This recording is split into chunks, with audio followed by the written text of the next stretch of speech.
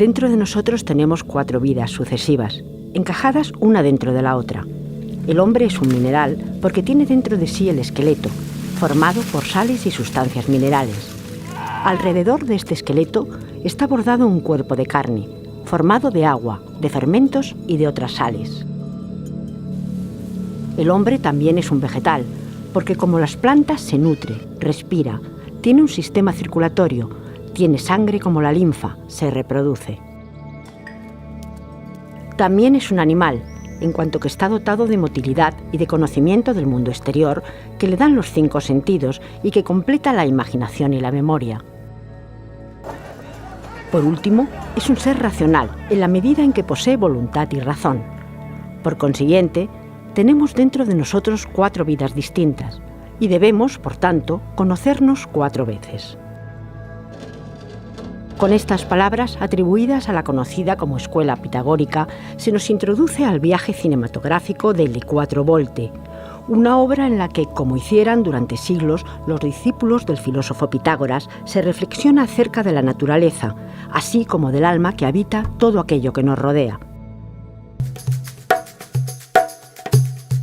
Mucho se ha escrito y especulado sobre el fundador de la escuela pitagórica, pero poco o nada se sabe a ciencia cierta sobre la vida del enigmático Pitágoras, más allá de los ecos de su leyenda.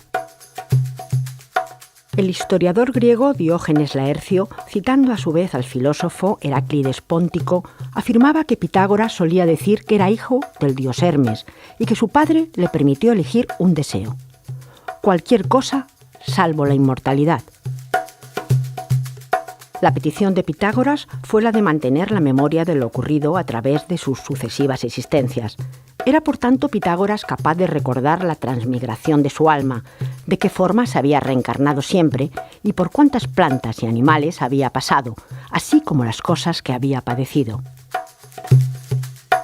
La vida de Pitágoras es, por tanto, muchas vidas, el cruce de una multitud de historias, una biografía establecida en el borde inabarcable de lo mitológico. De todos los filósofos llamados presocráticos en la antigüedad griega, sin duda la figura de Pitágoras de Samos es la más fascinante y controvertida por su dimensión semilegendaria. Es una figura que se mueve digamos, entre la nebulosa leyenda de su vida, de sus viajes por el Antiguo Oriente, quizá incluso del Antiguo Egipto, su peregrinación desde su isla natal de Samos hasta Crotona, en la Magna Grecia, las noticias muy dispersas y diversas sobre sus enseñanzas, por supuesto la fundación de su escuela legendaria, pero de existencia, por supuesto, históricamente comprobable, los pitagóricos en la ciudad de Crotona. Son una serie de características que hacen de este personaje un objeto de debate en los estudios de filosofía antigua, de filología clásica y de historia antigua, por supuesto, muy viva, una figura muy disputada, como digo, que entra en la categoría de lo que Marcel Détienne llamaba los maestros de verdad, los maîtres de vérité de la antigua Grecia. El pensamiento del pitagorismo resulta bastante conocido debido a su persistencia en la historia del pensamiento y de la ciencia de Occidente. No hay que olvidar que ya Platón es un pitagórico, al decir de Aristóteles en el libro Alfa de la filosofía primera y en el libro 13 y 14 en el Mi y en el Ni, ¿verdad? Al mismo tiempo los neoplatónicos recuperan el neopitagorismo, Iámblico, por ejemplo, Siriano, Marino, Proclo, no son comprensibles sin el pitagorismo, y además se transmite después a partir del Renacimiento con Gassendi, con los nuevos pitagóricos, con los atomistas, retomando la pitagorización de los filósofos árabes, de manera, y con esto se transmite también a la física moderna y a la interpretación numérica de la naturaleza, de tal manera que ha habido siempre pitagorismo en Occidente. Aunque se ha llegado a dudar de su propia existencia, se da por cierto que Pitágoras nació en la isla de Samos alrededor del 570 a.C. Tras el golpe de estado del tirano Polícrates, huye al sur de Italia, instalándose en Crotona, donde rápidamente se propaga con éxito su doctrina. El prestigio de Pitágoras aumenta en la Magna Grecia, llegando a ejercer junto a sus discípulos una notable influencia.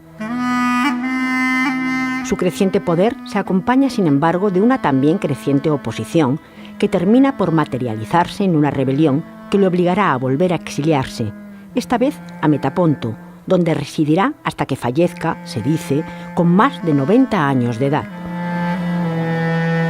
Hoy la investigación, ya desde Cela, desde el final del XIX, tiende a extendirse en dos grandes áreas en torno al pitagorismo y al propio Pitágoras histórico.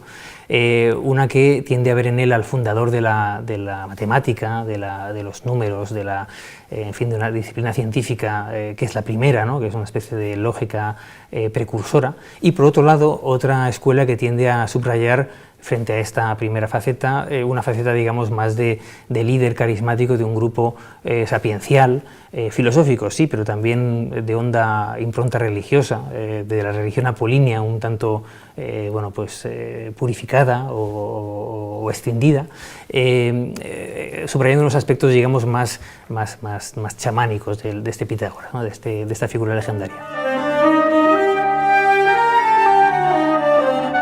Las fuentes que nos hablan tanto del pitagorismo como del propio Pitágoras suelen ser tardías y tienden a magnificar la imagen del maestro hasta el punto de divinizarlo.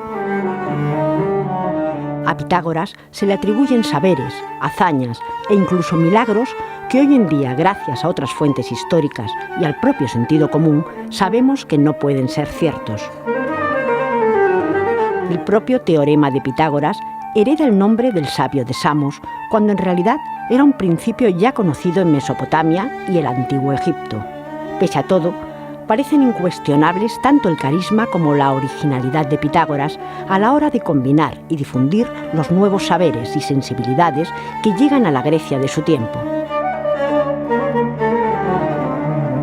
Hay que recordar que el mundo en el que vive Pitágoras es de Samos, una isla en el Asia Menor jónica, es el mundo que estaba interconectado en una especie de gran autopista de la información, que era la calzada real persa, que atravesaba todo el gran imperio multiétnico de los aqueménidas, y que realmente, bueno, pues, había un flujo de conocimiento, de información, de saberes que la hacía, bueno, pues, como digo, el Asia Menor jónica. No en vano allí sucede ese llamado milagro griego, que no es tal si uno ve todo lo que hay debajo del iceberg, ¿no? Realmente, pues pensemos que en época de Pitágoras, y un poco antes y un poco después también, los persas llegan hasta la India y conquistan también y tienen el Egipto. Es decir, es un imperio que se extiende, bueno, por supuesto Babilonia, los caldeos, Palestina, todos los centros del saber del Oriente Antiguo están bajo dominio persa y confluyen, no por casualidad, en esa gran carretera, como digo, esa calzada sagrada que va atravesando las capitales del imperio aqueménida y que acaba en el Asia Menor griega, ¿no? No es difícil pensar en Samos o en Halicarnaso o en Mileto como bueno, pues un lugar donde iban a desembocar esas ideas desde tan lejos como los brahmanes en la India o los sacerdotes egipcios o babilonios, etcétera, etcétera. Entre los pitagóricos, especialmente entre los primeros miembros de la escuela, el número se convertiría en el elemento clave a través del cual explicar el cosmos, un cosmos que entendían como un conjunto numérico ordenado. Detrás de la realidad misma subyacerían principios matemáticos, razonamiento que, llevado al extremo, condujo a los pitagóricos a afirmar que absolutamente todo lo que nos rodea son números, unos números que incluso tendrían su propia entidad corpórea. Sin embargo, esta concepción del número, dotada de un componente mágico de carácter esencialmente místico, todavía dista mucho del concepto abstracto del número que tenemos en la actualidad. Lo que no ha sido tenido en cuenta suficientemente, no ya por la cultura científico-mental más o menos divulgativa de Occidente, sino por la filosofía, es justamente la crítica que hace la ontología constantemente a esta metafísica del número. ¿Por qué razón? Porque independientemente de que la realidad pudiera estar constituida, que es una tesis muy atrevida, por relaciones numéricas, geométricas, simbólicas o musicales, el problema de la crítica de la filosofía, para empezar por Aristóteles al pitagorismo, escribe varios libros contrapitagóricos, es el siguiente: si los arjai, los primeros principios, fueran números, esto sería quedarse a medio camino, porque las síntesis son compuestas y por lo tanto descomponibles y además corruptibles, de tal manera que las síntesis siempre tendrían que referir a primeros principios anteriores que a su vez ya no podrían ser sintéticos ni compuestos. Las teorías básicas de los pitagóricos se han podido abordar gracias sobre todo al estudio que de las mismas hace Aristóteles. El propio Aristóteles proclamará en su Metafísica: los llamados pitagóricos se aplicaron al estudio de las matemáticas y fueron los primeros en hacerlas progresar, creyendo que sus principios eran los principios de todas las cosas y que todo cielo era armonía y número. Y si algo faltaba en alguna parte, se desvivían porque todo el sistema les resultara coherente.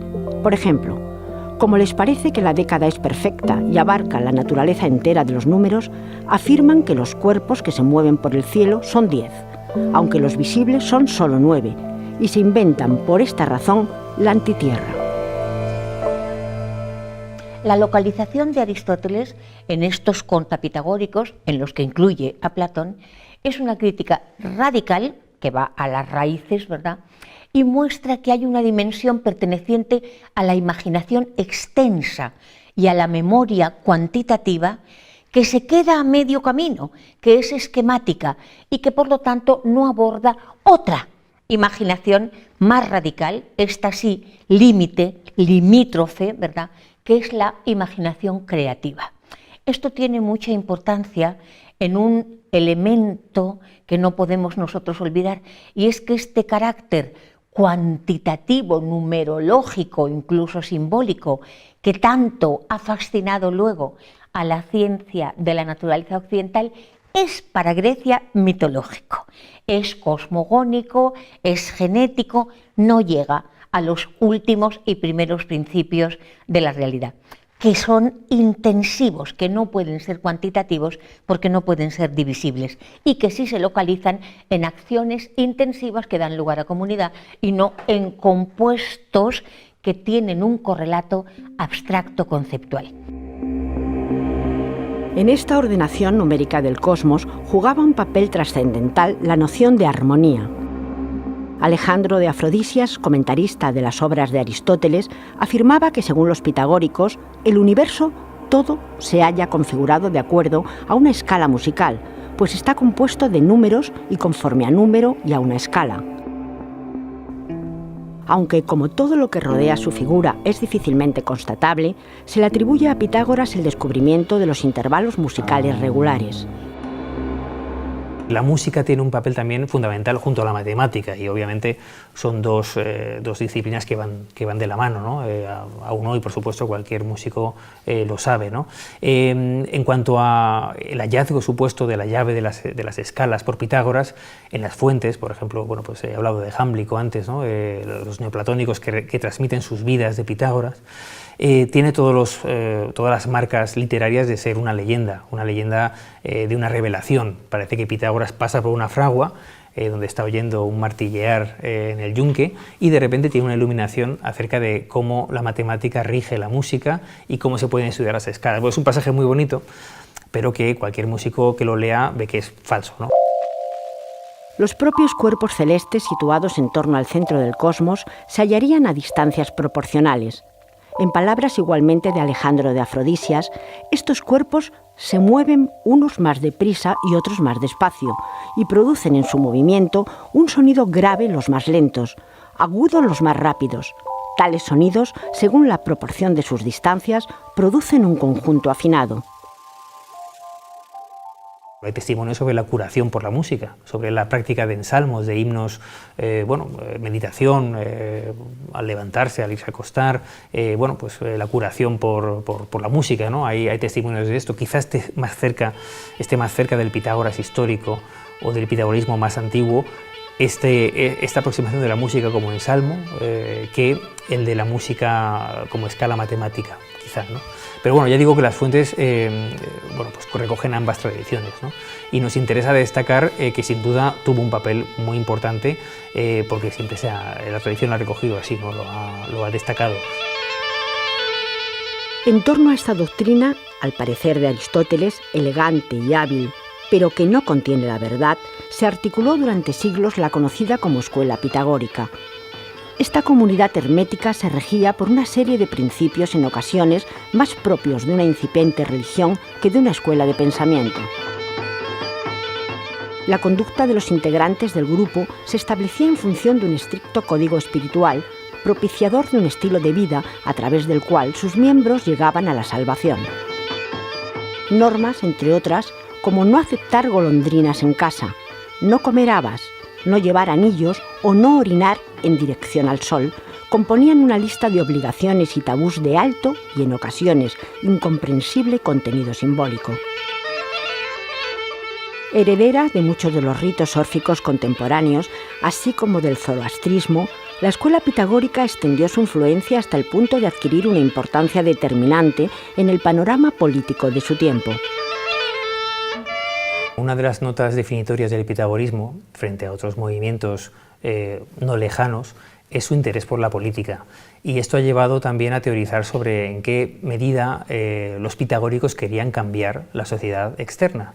Es verdad que el pitagorismo ha sido estudiado como una sociedad carismática, tras el modelo weberiano, etcétera, una sociedad cerrada en sí misma, con sus relaciones de poder, con sus jerarquías, con su escala hacia el saber, hacia el conocimiento, hacia el sumo bien o hacia hacia la revelación sobre el alma, etcétera, pero tenía un fuerte componente también de actividades que iban hacia afuera de la escuela, ¿no? Las fuentes nos cuentan, por ejemplo, sobre la actividad de los pitagóricos, el propio Pitágoras, en los conflictos que Crotona tuvo con su vecina ciudad de Síbaris, en la Magna Grecia. Bueno, hubo una guerra muy conocida que acabó con la aniquilación de Síbaris, la rival de Crotona. En las fuentes se recoge también la actividad de Pitágoras como mediador diplomático con los embajadores de la ciudad rival. Se recoge la influencia que tuvo también su grupo a la hora de dictar leyes en la Magna Grecia. La figura también del legislador, del profeta, del poeta también, del taumaturgo, están un poco mezcladas en el caso de Pitágoras. La crítica de Aristóteles, que luego en nuestros días continuará, retomará Nietzsche, retomará Heidegger, retomará Gilles Deleuze, ¿verdad? A partir de ser lectores de Aristóteles, esta crítica también afecta a la política pitagórica. Los pitagóricos son una secta de oligarquía cientifista que gobierna sobre los artesanos y sobre los militares a través de el haberse hecho dueños del número. El que posee el número y por lo tanto las ciencias de la medición, la medicina armónica, la astronomía, la agrimensura, se coloca por delante del cosmos, del orden, del tiempo, del lenguaje, del mundo. Pero esto es mitológico, dice la crítica griega. Y esto no podemos olvidarlo porque por mucho que la ciencia o cierta intelectualidad se haga pitagórica, sin embargo la crítica de la ontología rigurosa es la que vuelve a retomar el pensamiento contemporáneo. El respeto en la polis por el resto de los ciudadanos era una de las consecuencias directas de la creencia de que todos los hombres en particular y todos los seres vivos en general somos congéneres. Además, el alma de todo ser sería inmortal y transmigraría de unos a otros en un eterno devenir. En el siglo VI, que es cuando vive Pitágoras antes de Cristo, hay una suerte de revolución en el pensamiento y en la religión griegas. Una revolución que tiene que ver con la idea del alma. Es una idea del alma que no tiene nada que ver con la que había, por ejemplo, en Homero. Hay una perspectiva ética del más allá, hay una suerte de descubrimiento o redescubrimiento, si queremos, no sabemos cómo había sido antes, de la teoría del alma. En cuanto a saber sobre el alma que los pitagóricos y Pitágoras sobre todo, defendían y en el que son pioneros. Eso es, digamos que en las fuentes antiguas se reconoce esa primacía, son los primeros que introducen esas ideas sobre el alma, quizá en paralelo a los órficos que ya he mencionado antes, ¿no? La idea de que el alma puede separarse del cuerpo y tras unos ciertos ciclos numéricamente demostrables en la armonía del cosmos, volver a reencarnarse en otro ser vivo, en otro cuerpo. Bueno, pues esa idea, las fuentes antiguas eran un poco cautas a la hora de relacionarlas con algún ámbito geográfico. En Heródoto, por ejemplo, parece que se relacionan con Egipto. Bueno, hay otros estudiosos y otras fuentes también que apuntan hacia la zona de Tracia o de Escitia, bueno, zonas que Mircea Eliade llamaría chamánicas, ¿no? El famoso historiador rumano de las religiones que tiene este libro estupendo sobre el chamanismo, las técnicas del éxtasis. Sin duda va más allá y se remonta en último término a la India. Una comprensión que cree en la reencarnación del alma individual para no asumir la muerte tiene consecuencias. Esta fuga de la muerte hará que, por ejemplo, ya Heráclito diga son superficiales, o que Empédocles y Parménides hayan sido educados en el pitagorismo y sean pitagóricos heterodoxos, es decir, conocen en profundidad el pitagorismo y dicen no puede ser, ¿qué pasa con el sentido de la muerte, con la diferencia, con la tragicidad, con la creatividad poemática, ¿verdad? De tal manera que hay por parte de la filosofía ontológica siempre una decepción ante el pitagorismo dominador, y es lo que nos ocurre a veces cuando vemos soluciones muy elegantes de la matemática o incluso de la música, pero decimos, ¿y dónde está aquí la tragicidad? ¿Qué es lo que pasa con el dolor del hombre, con el dolor del mundo? ¿Qué pasa con la muerte, con la herida, con la creación? ¿Qué pasa con la ruptura respecto de las cadenas de contrarios en pugna? A pesar de que el secreto fue una regla básica entre los seguidores de Pitágoras, su doctrina consiguió permear en su tiempo y transformar el devenir de la historia de la filosofía, siendo hoy por hoy indiscutible la influencia y la vitalidad de su legado. La huella dejada en autores posteriores es determinante a la hora tanto de entender la historia del pensamiento en Occidente como de establecer vínculos no del todo estudiados con tradiciones remotas pertenecientes a lugares tan distantes como la India y China. Siempre se habló de la deuda que tenía la filosofía platónica con respecto a esta escuela, ¿no? Desde el Menón, desde las primeras teorizaciones sobre el alma y sobre la metempsicosis en Platón, la lección de geometría del Menón, recordemos, ¿no? También profundamente marcada quizá por esa influencia pitagórica, hasta la política, recordemos en la República o en las leyes, esos consejos de casi hombres divinos, ¿no? Guardianes de la ciudad, o filósofos en la cúspide de esta polis ideal, ¿no? De Calípolis o de Magnesia, que quizá recojan algo de esa estructura jerárquica de la antigua sociedad sapiencial pitagórica, ¿no? Y de sus planes para mejorar utópicamente, si queremos, la comunidad política, ¿no? El neopitagorismo se extendió hasta bien entrada la era cristiana, solapándose en muchos casos sus ideas con las del propio cristianismo, al que sin lugar a dudas allanó el camino, al haber introducido siglos atrás la idea de la inmortalidad del alma. Esta crítica la entendemos todavía mucho más nosotros gracias a Nietzsche. Nietzsche ha defendido que la comprensión de una Grecia basada en la armonía y en la crasis, en el orden, es apolínea, pero que faltaba la mitad dionisíaca, la diferencia, la alteración, la necesidad de romper todas las síntesis que se anquilosan porque se hacen doxáticas o dogmáticas en las costumbres, ¿verdad? El Nietzsche trágico, el que nos ha devuelto la catarsis, la purificación de la tragedia como asamblea poemática, es contrapitagórico. Heidegger ha ido más lejos siguiendo a Nietzsche y también siendo lector de la retórica y la poética de Aristóteles como Nietzsche, al denunciar que la metafísica del olvido del ser y del aumento del hombre, ¿verdad? Para decirlo todavía con los primeros existencialistas nihilistas rusos, muerte del ser, muerte de Dios, ascenso del hombre, nos ha mostrado que ese decurso es un decurso del olvido del ser en nombre de la metafísica del más allá, por la no asunción de la muerte, de la ciencia y de la técnica, es decir, una racionalidad del poder y del dominio.